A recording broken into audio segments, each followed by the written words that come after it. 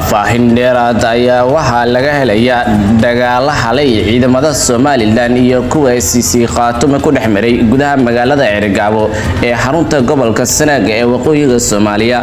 ilaa dadka deegaanka ayaa inoo sheegay in labada dhinac oo iska horimaad ku dhex maray bartamaha magaalada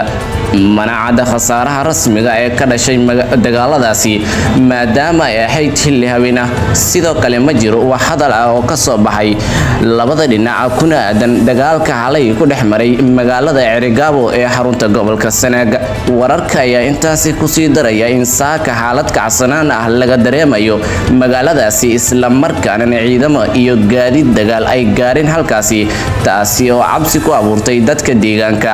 maalmihii la soo dhaafay ayaa waxa kacsanayd xaaladda waxana jiray dibadbaxyo ay dhigeen shacabka oo looga soo horjeedo dilal ka dhacay degmada oo ay SCC Khaatume ku eedeysay ciidamada Somaliland dhanka kale ma jiro ilaa iyo hadda wax jawaab ah ay Somaliland ka bixisay eedeynta loo jeediyay ee xiisada ka abuurtay halkaasi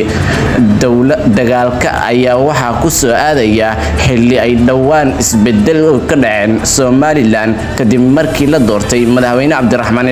waxaasi ay u muuqataa in weli xiisada labada dhinac ay ka sii socoto halkeedii maxamuud maxamed axmed telefishinka xamuud media muqdisho.